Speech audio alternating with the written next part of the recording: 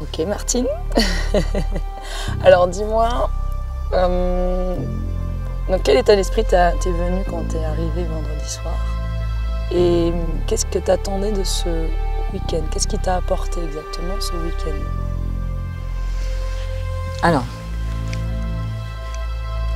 beaucoup de choses. Beaucoup de choses. Bon,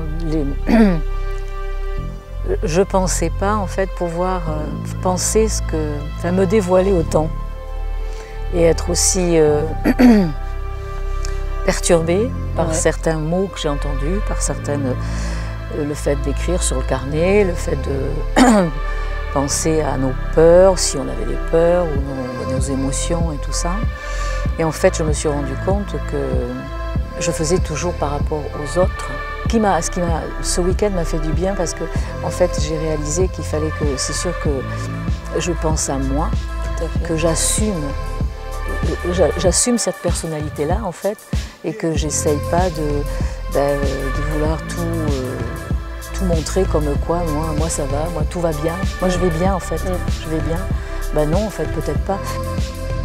Et en fait, ce week-end m'a permis de faire, peut-être de me connaître un peu mieux, peut-être. D'accepter, de comprendre ces angoisses que j'avais et cette personnalité, puisque ça fait partie de ma personnalité. De qui tu es. De qui je suis et de ne pas en avoir honte en fait. Bien sûr. Sincèrement, je ne pensais pas vivre ça ce week-end. J'ai été un petit peu bouleversée. En fait, voilà, j'ai découvert que oui, je pouvais parler de moi. Exactement. Voilà. Tu as le droit d'exister par toi-même. C'est ça.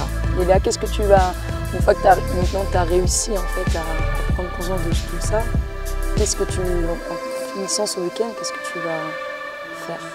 Est-ce que tu vas continuer ce cheminement? Oui, je vais continuer sur ce cheminement, sur chaque situation que je vais rencontrer, où je vais sentir cette angoisse ou cette émotion.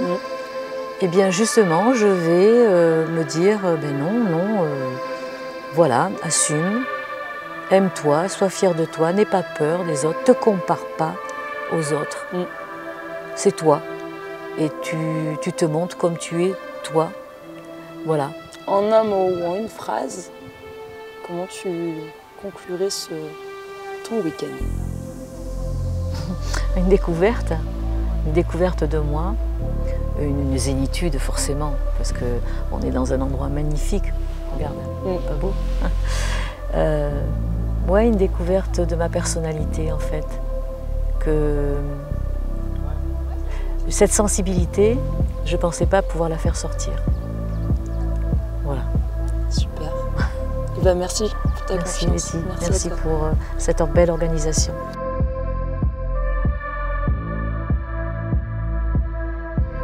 Ok Nico, alors qu'as-tu pensé de ce week-end zen et nature et qu'est-ce que tu attendais de ce week-end quand tu es arrivé vendredi soir? Déjà, qu'est-ce que j'en pense? Très très bien. Alors j'aurais pas cru aussi bien, ça je t'avoue. Je savais que ça allait me libérer parce que je faisais quelques randonnées avec ma meilleure pote, mais un peu d'appréhension d'être avec des gens que l'on ne connaît pas forcément.